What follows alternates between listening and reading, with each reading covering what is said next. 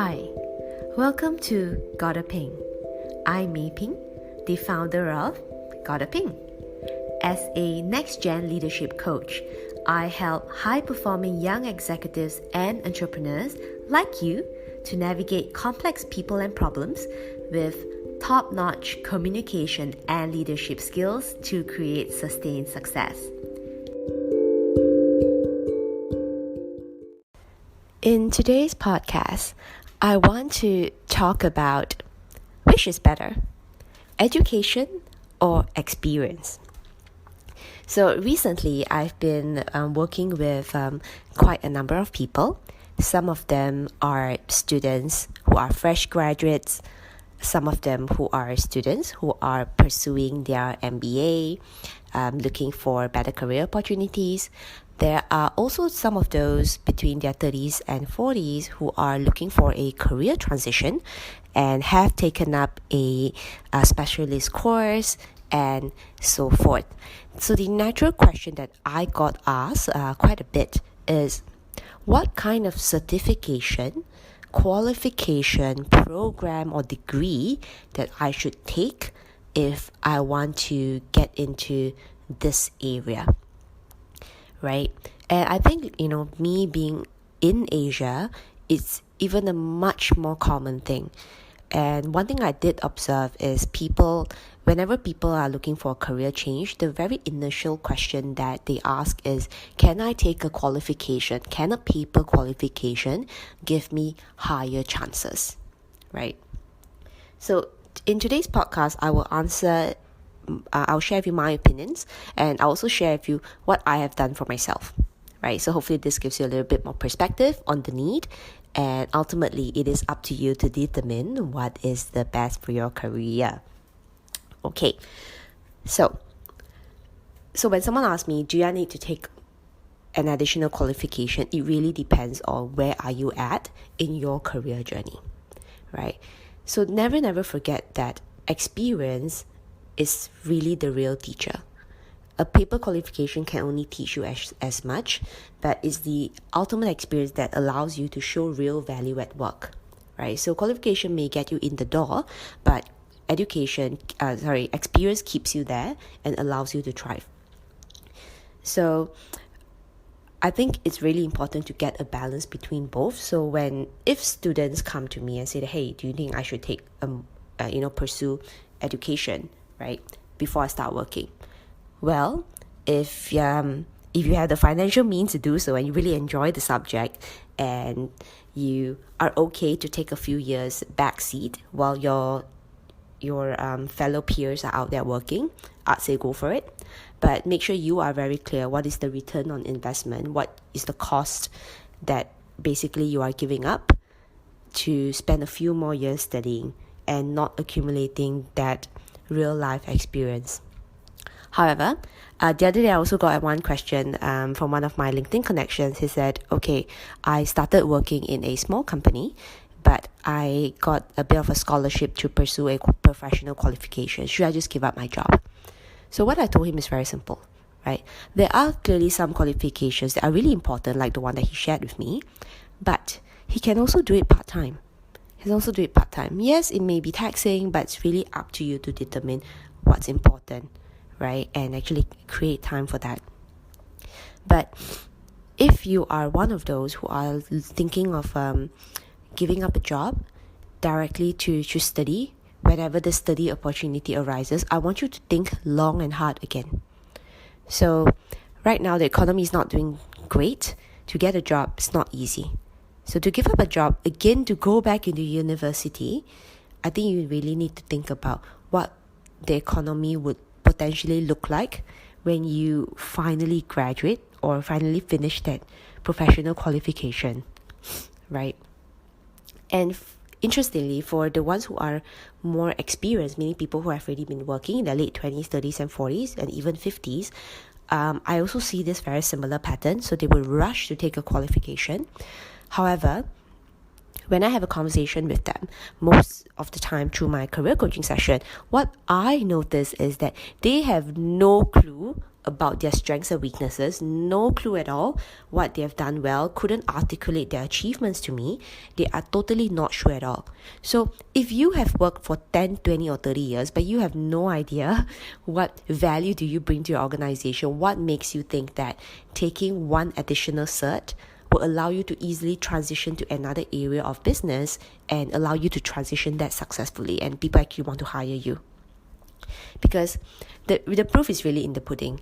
You must be able to get clear on your strengths and weaknesses, what you are good at, what allows you to be successful in your current role. I mean, we define success in many, many ways, but if you are able to be clear on, okay, these are some of the skills, my qualities and characteristics that allow me to do this job well, and what are the ones that I can actually transition to the next role. I think we need to start from there, because recently I really met quite a number of clients like this, and it really worries me because they can invest a lot of money in a new qualification, but I am not sure what success will look like for them.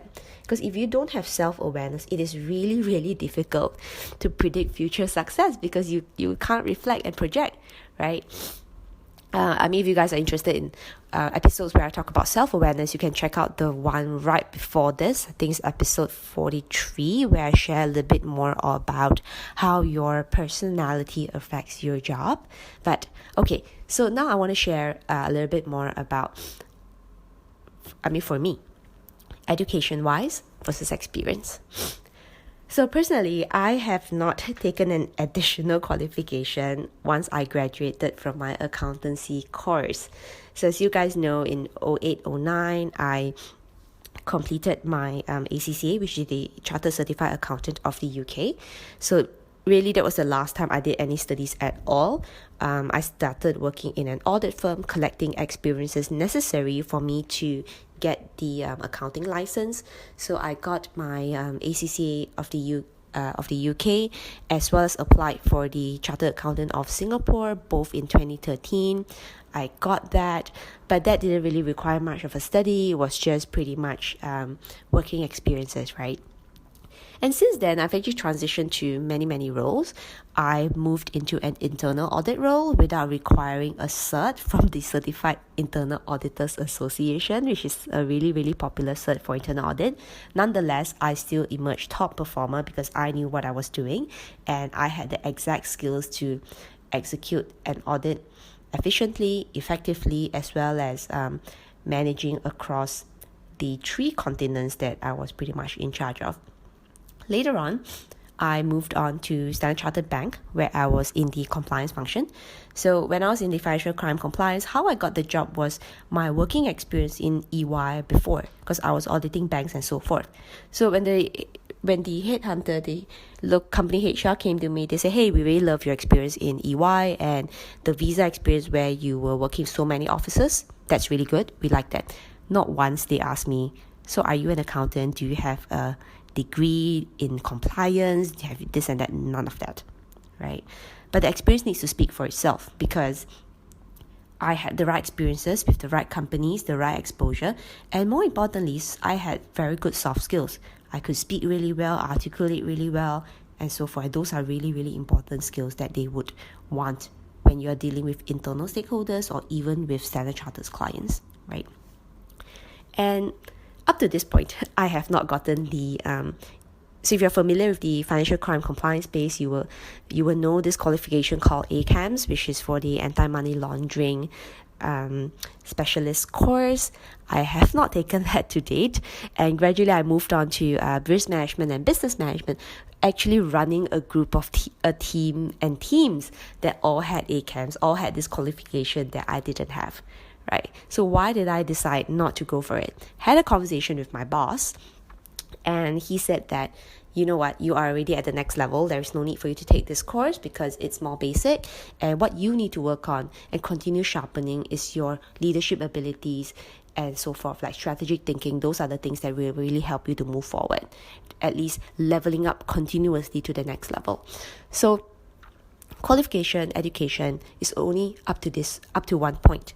So I've managed to transition across different areas in the finance, accounting and banking world without really requiring like the mandatory qualifications. But what people don't talk about, and it's not easy to quantify, is the soft skills. Because I've worked with many people who had the right paper qualifications. Some of them are MBA, but they could not even talk to me. They couldn't even tell me what they've done. They don't report on time.